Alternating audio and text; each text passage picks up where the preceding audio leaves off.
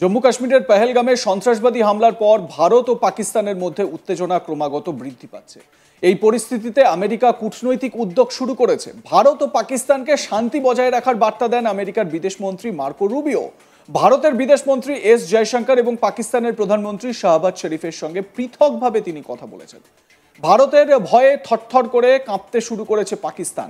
আমেরিকার বিদেশ মন্ত্রকের মুখপাত্র ট্যামি ব্রুসের মতে মার্কো রুবিও ডক্টর এস জয়শঙ্করের সঙ্গে কথা বলেছেন। তিনি হামলার প্রতি গভীর সমবেদনা প্রকাশ করেছেন, ক্ষতিগ্রস্তদের পরিবারের প্রতি সমবেদনা জানিয়েছেন। তিনি সন্ত্রাসবাদের বিরুদ্ধে বিশ্বব্যাপী লড়াইয়ে ভারতের প্রতি আমেরিকার প্রতিশ্রুতি আরও একবার স্মরণ করান। দক্ষিণ এশিয়ায় উত্তেজনা কমাতে এবং শান্তি বজায় রাখার জন্য ভারত ও পাকিস্তান উভয়কেই যোগাযোগ করার আহ্বান জানিয়েছে আমেরিকা। তিনি নিজের এক্স হ্যান্ডেলে পোস্ট করে লেখেন, মার্কো রুবিওর সঙ্গে পেহেলগাম সন্ত্রাসী হামলা নিয়ে আলোচনা হয়েছে। এর অপরাধী সমর্থক এবং পরিকল্পনাকারীদের বিচারের আওতায় আনতে হবে। অন্যদিকে মার্কো রুবিও শাহবাজ শরীফের সঙ্গে পরিস্থিতি নিয়ে আলোচনা করেছেন। পাকিস্তানের প্রধানমন্ত্রীর কার্যালয় থেকে জারি করা এক প্রেস বিজ্ঞপ্তি অনুসারে শাহবাজ শরীফ আঞ্চলিক পরিস্থিতি সম্পর্কে পাকিস্তানের অবস্থান সম্পর্কে মার্কিন বিদেশমন্ত্রীকে জানান। আলোচনার সময় শাহবাজ শরীফ ভারতের বিরুদ্ধে উস্কানির অভিযোগ আনেন। এক সংবাদ মাধ্যমের খবর অনুযায়ী শাহবাজ শরীফ বলেছেন, ভারতের উস্কানি কেবল সন্ত্রাসবাদ, বিশেষ করে সন্ত্রাসবাদী গোষ্ঠীগুলোকে পরাজিত করার জন্য পাকিস্তানের এই চেষ্টা থেকে বিচ্যুত করবে। শরীফ পেহেলগাম হামলার সঙ্গে পাক যোগের বিষয়টি প্রত্যাখ্যান করেছেন।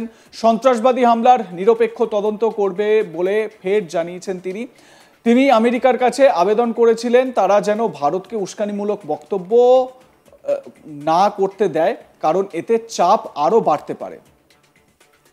নোটাম জারি করে ভারত পাকিস্তান পরিচালিত বা লিজ নেওয়া সমস্ত বিমানের জন্য তাদের আকাশসীমা বন্ধ করে দিয়েছে, যার মধ্যে বাণিজ্যিক এবং সামরিক উভয় ধরনের বিমানই অন্তর্ভুক্ত। এই নিষেধাজ্ঞা 30 এপ্রিল থেকে 23 মে পর্যন্ত কার্যকর থাকবে।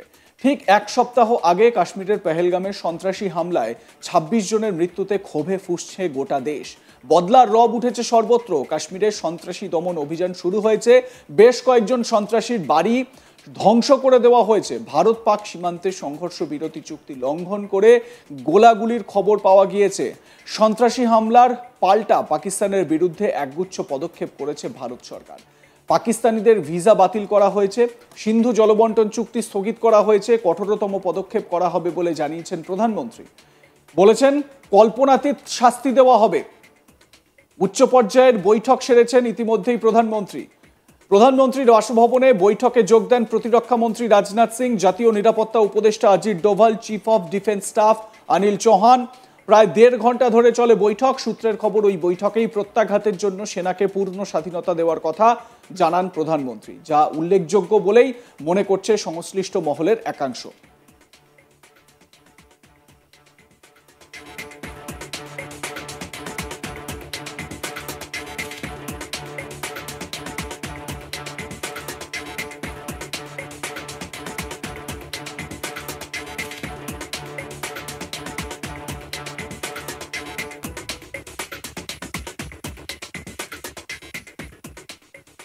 পাকিস্তানের তথ্য ও সম্প্রচার মন্ত্রী আতাউল্লাহ তারার দাবি করেছেন যে তারা বিশ্বাসযোগ্য গোয়েন্দা তথ্য পেয়েছেন, যা ইঙ্গিত দেয় যে ভারত আগামী 24 থেকে 36 ঘন্টার মধ্যে সামরিক হামলা চালাতে পারে। প্রধানমন্ত্রী নরেন্দ্র মোদী মঙ্গলবার জম্মু ও কাশ্মীরের পেহেলগাম সন্ত্রাসবাদী হামলার জবাব দিতে ভারতীয় সশস্ত্র বাহিনীকে সম্পূর্ণ অপারেশনাল স্বাধীনতা দিয়েছেন।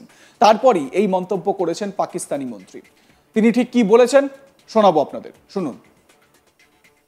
Pakistan has credible intelligence that India intends carrying out military action against Pakistan in the next 24 to 36 hours on the pretext of baseless and concocted allegations of involvement in the Pahalgam incident. India's self-assumed hubristic role of judge, jury, and executioner in the region is reckless and vehemently rejected. Pakistan has been the victim of terrorism itself and truly understands the pain of this scourge. We have always condemned terrorism in all its forms and manifestations anywhere in the world. Being a responsible state, Pakistan open-heartedly offered a credible, transparent, and independent investigation by a neutral commission of experts to ascertain the truth. Unfortunately, rather than pursuing the path of reason, India has apparently decided to tread the dangerous path of irrationality and confrontation, which will have catastrophic consequences for the complete region and beyond. Evasion of credible investigation is in itself sufficient evidence exposing India's real motives. Consciously making strategic decisions hostage to public sentiments purposefully trumped up for securing political objectives is unfortunate and deplorable. Pakistan reiterates that any such military adventurism by India would be responded to assuredly and decisively. The international community must remain alive to the reality that the onus of escalatory spiral and its ensuing consequences shall squarely lie with India. The nation reiterates its resolve to defend the sovereignty and territorial integrity of Pakistan at all costs. Pakistan Zindabad. Ataullah তারার বক্তব্য আপনাদের শোনালাম এবং তিনি ভারতকে এক প্রকার দায়ী করছেন, যেটা স্বাভাবিকভাবে পাকিস্তানের মন্ত্রীরা করে চলেছেন। ভারতের তরফ থেকে একটা বিষয় কিন্তু স্পষ্ট, সেটা হচ্ছে গিয়ে আমরা কঠোর স্টেপ নেব। প্রধানমন্ত্রী নরেন্দ্র মোদী তিনি বলেছেন যে কল্পনাও করতে পারবেন না এই রকম স্টেপ নেব। সন্ত্রাসীরা যারা এই হামলা ঘটিয়েছে এবং এদের নেপথ্যে যারা মদদ দিয়েছে তাদেরকে মাটিতে মিশিয়ে দেওয়ার সময় এসে গেছে, স্পষ্ট ভাষায় বলেছেন তিনি। মুহুর্মুহুর তিনি মিটিং করছেন, প্রতিরক্ষা মন্ত্রীর সঙ্গে মিটিং করছেন এবং এনএসএর সঙ্গে মিটিং করছেন। অলরেডি তিনি chief of defence staff general Anil চৌহানের সঙ্গে মিটিং করেছেন, 3 সেনাবাহিনীর প্রধানের সঙ্গে মিটিং করেছেন এবং এই মিটিং থেকে সেনাবাহিনীকে যেরকম পূর্ণ স্বাধীনতা দেওয়া হয়েছে, তারা যে কোনো স্টেপ নিতে পারবে, এটা একরকম। আর একটা বিষয় হচ্ছে গিয়ে ভারত যে কূটনৈতিক স্টেপগুলো নিয়েছে, ডিপ্লোম্যাটিক যে স্টেপগুলো নিয়েছে, যেরকম সিন্ধু জলবন্টন চুক্তি বাতিল করার সিদ্ধান্ত, এতদিন পর্যন্ত মানুষের মনে এই প্রশ্ন উঠতেই পারে যে একটা চুক্তি বাতিল করাতে কি এসে গেল। এতদিন পর্যন্ত মানে 1960 সালে পণ্ডিত জওহরলাল নেহেরু প্রধানমন্ত্রী থাকাকালীন সেই চুক্তি সম্পাদিত হওয়ার পর থেকে অন পেপার ভারত এই সিন্ধু জলবন্টন চুক্তির দ্বারা 20% জল মানে 20% জলের অধিকার পেত, পাকিস্তান পেত 80% জলের অধিকার। আর এই চুক্তি স্থগিত হয়ে যাওয়া মানে পাকিস্তানের জল পৌঁছবে না। পাকিস্তানের জল না পৌঁছলে পাকিস্তানের যে কৃষিকাজ, যে ফার্মিং, সেই ফার্মিং 90% পর্যন্ত ক্ষতিগ্রস্ত হবে।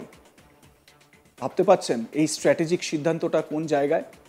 আপনাদের মতামত কি এ বিষয়ে জানাতে থাকুন, দেখতে থাকুন আজ তাক বাংলা। সাবস্ক্রাইব করুন আমাদের ইউটিউব চ্যানেলটি, বেল আইকন হিট করুন নোটিফিকেশন পেতে।